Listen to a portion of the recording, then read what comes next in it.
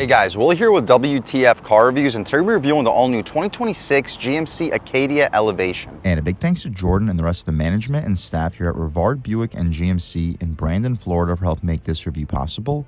I'll leave a link to our inventory below, and if you're looking for a new car, SUV, or truck in the Tampa Bay area, I would definitely recommend checking these guys out and ask for Jordan. And for those of you guys who don't know, the Acadia has been GMC's midsize three-row crossover SUV since 2007.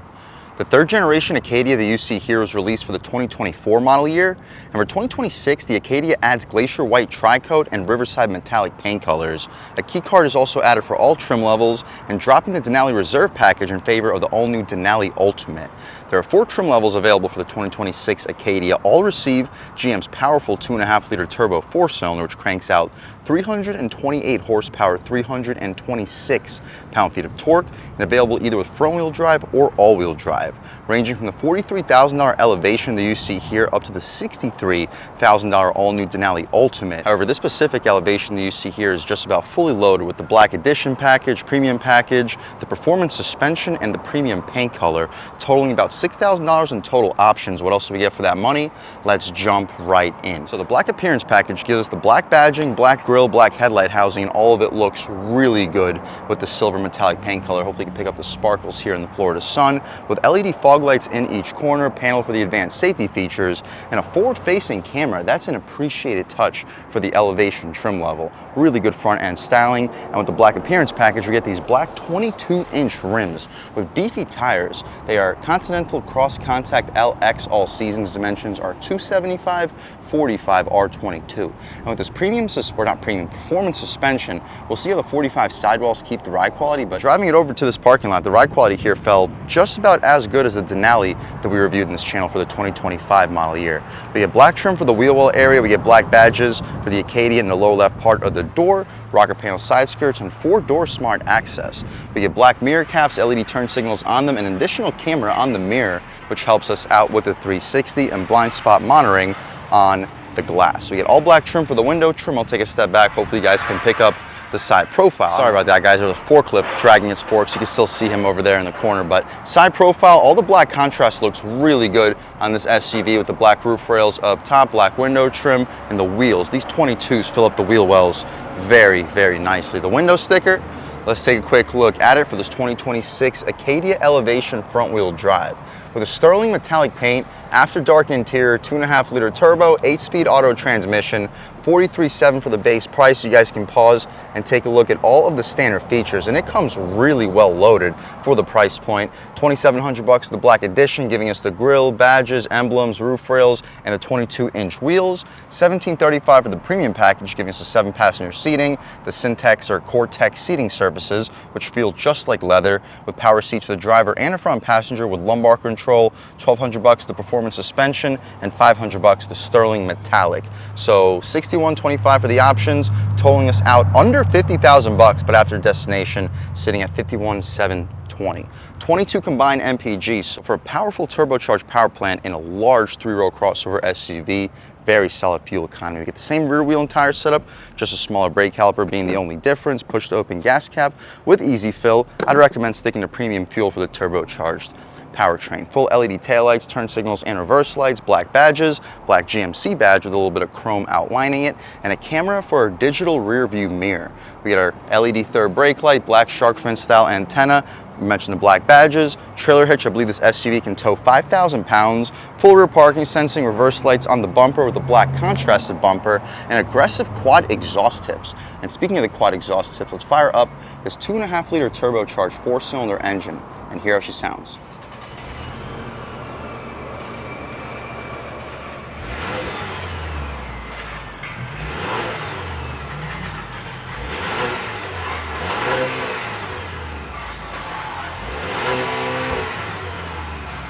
All right, guys, that was the sound of the 2.5-liter turbocharged 4-cylinder engine sold by GMC for the 2026 Acadia Elevation, and it sounds pretty good, cranking out 328 horsepower, 326 pound-feet of torque, made it to an 8-speed automatic transmission, sending the power to the front wheels. You can expect a mid-6-second 0 to 60 time, making it a very solid performer, especially considering over 20 combined miles per gallon.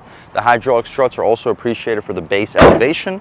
We can take a step back and walk around the 2026 Acadia Elevation one more time. Let's take a step inside and see what we get with probably the best value SUV out on the road today for the money. Up top we get soft touch, faux wood beneath it with aluminum contrast, and faux leather all throughout. They call it Cortex for the materials. We get auto one touch for all four for the way down, auto one touch for the way back up for the driver, leather stitching for your knee will often hit, some additional storage, power trunk release, about a foot long will fit in the storage pocket with a 24-ounce water bottle, and a Bose premium audio system.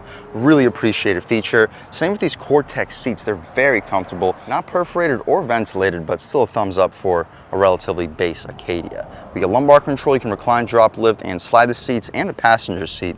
But taking a step inside, we can really check it out. So foot on the brake, engine start, stop, and everything fires right to life. So compared to the $63,000 Denali that we reviewed in this channel for the 2025 model year, this is a really nice interior. This starts at $63,700, but you would not think so by looking at it. We get a leather stitched dashboard, super comfortable Cortex seats, thick steering wheel, nice 9 and 3, rubberized horn area. The horn, loud and aggressive. People should be definitely getting out of your way. We don't get dual pane windows, but it's a thick single pane. Cruise control, forward collision alert, heated steering wheel, voice commands, and our adjustments for the infotainment. Speaking of the adjustments, now we're looking at the map, which is a really high resolution screen. We still get a digital speedo in the corner. We can alternate to our advanced safety features and right back to where we started. My personal favorite for every day would be the map. For the purpose of this review, we'll leave it here, with the tach going to about 5,700 RPM.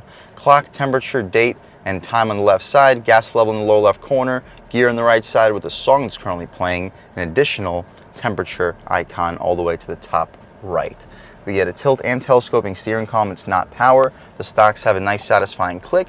Auto headlamps, no auto rain sensing wipers, and the gear selector now on the right stock. Backup camera, super high resolution with this massive 15-inch screen. We get a 360-degree camera here on the Elevation, forward facing, over the top of the front, over the top for the rear, side blind zone for the front and rear, with an over-the-top trailer hitch. You throw the car right back into park.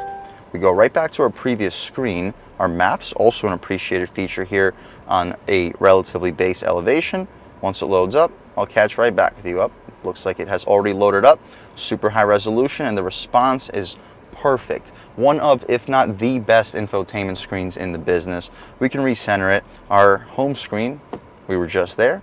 You guys can pause, take a look at everything that we have available. To the left of the steering wheel, we have our auto engine start stop. It can turn off.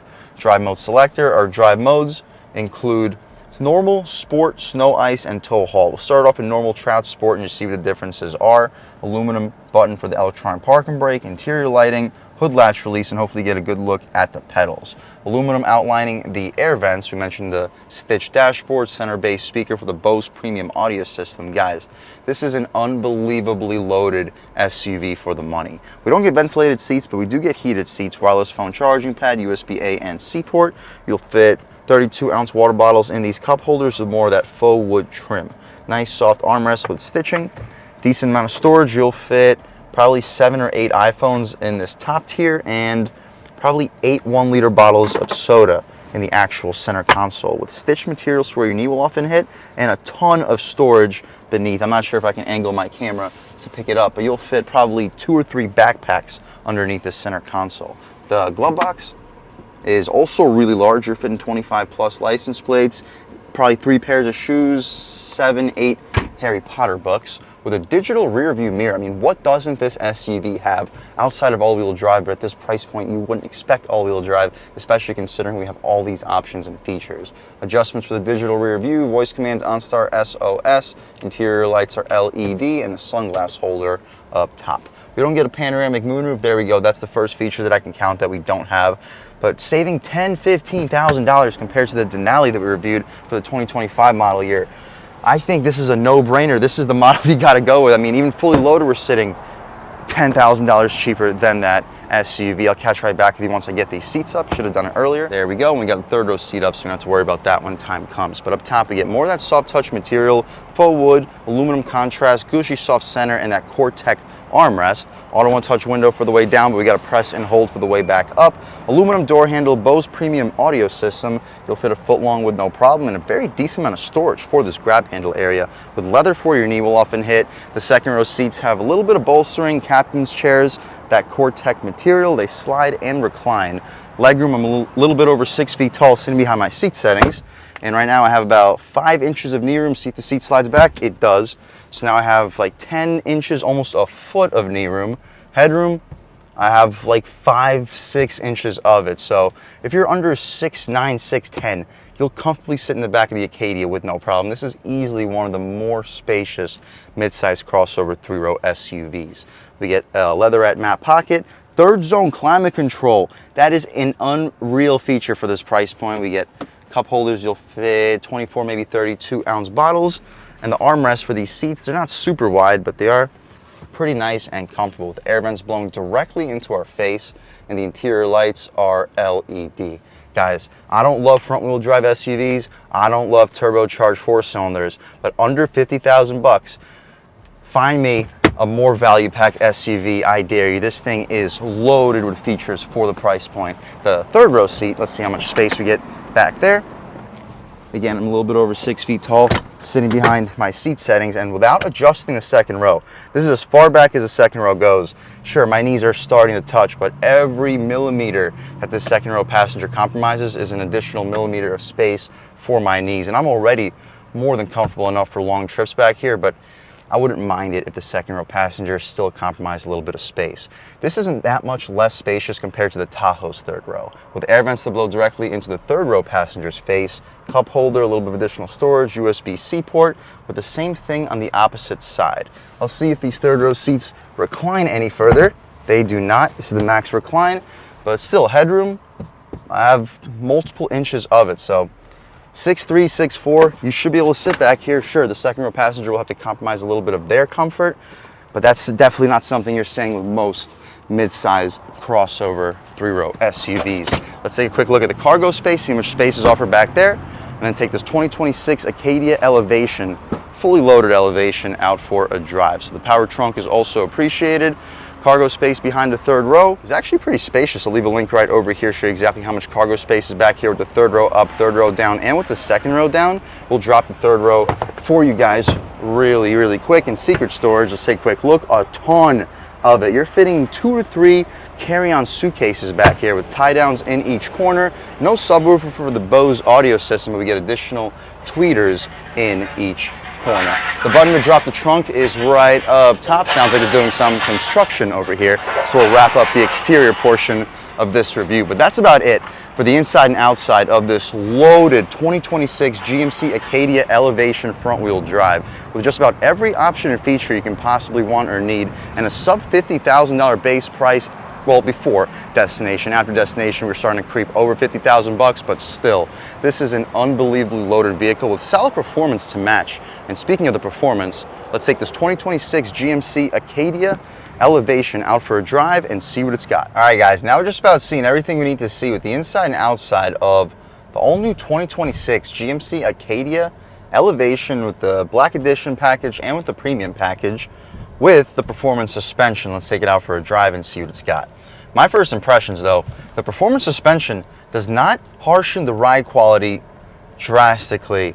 Sure, it doesn't necessarily make the ride quality softer, but you'd be very, very surprised on how good this SUV's ride quality is, even with the performance suspension. Over the speed bumps feels good. Throttle response, normal mode, also good.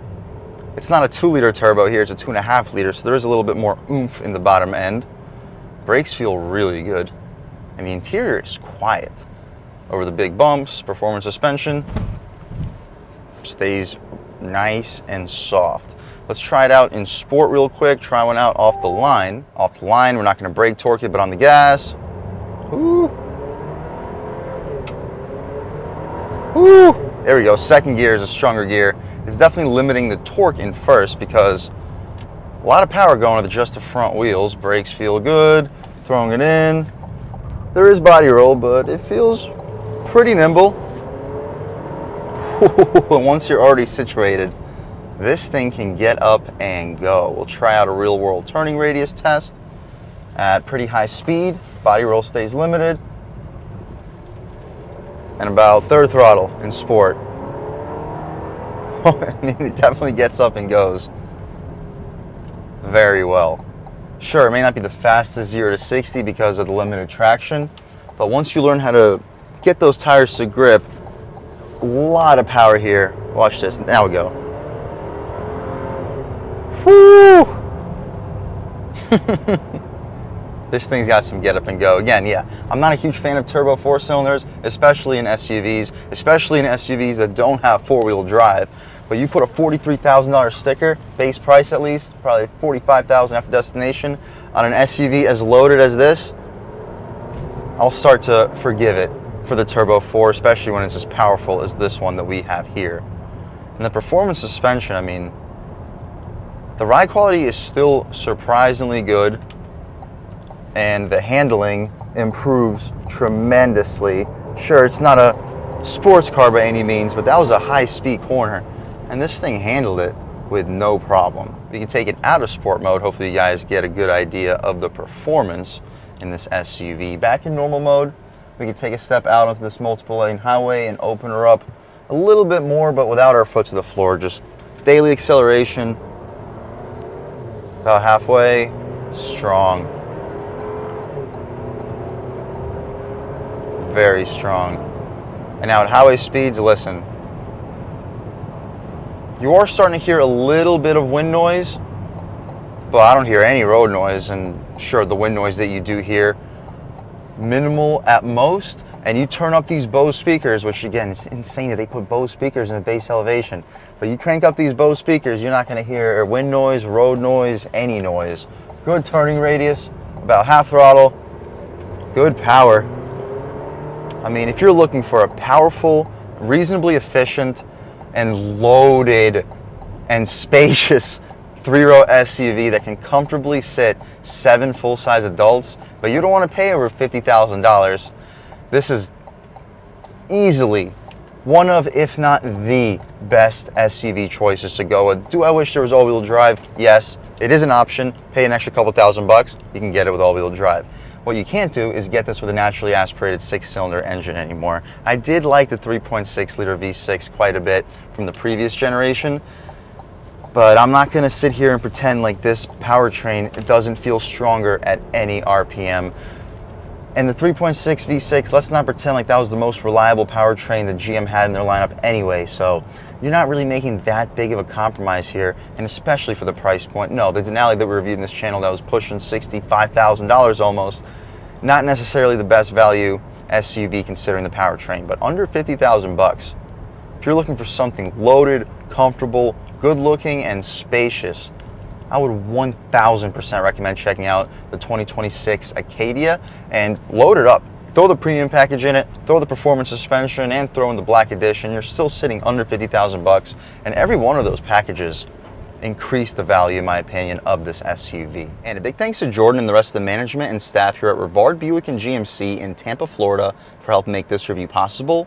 I'll leave a link to their inventory below, and if you're looking for a new car, SUV, or truck in the Tampa Bay area, I would definitely recommend checking these guys out. And as for Jordan, and a huge thanks to all you guys for watching. Had a great time making this video. If you're new to the channel, please subscribe. If you've already subscribed, thank you so much. You guys know the channel is just not possible without you, and I really appreciate the constant support. But again, if you haven't subscribed yet, please subscribe. Leave a like too. It really helps me out with the YouTube algorithm. That's how these videos get promoted to new people. Leave a comment. Let me know what you like. Let me know what you don't like. Leave a comment. Let me know if there's any specific cars, SUVs, or trucks you want to see reviewed on this channel, and I'll definitely try getting those videos for you ASAP. But other than that, again, thank you guys so much for watching, and I hope all of you have a great day.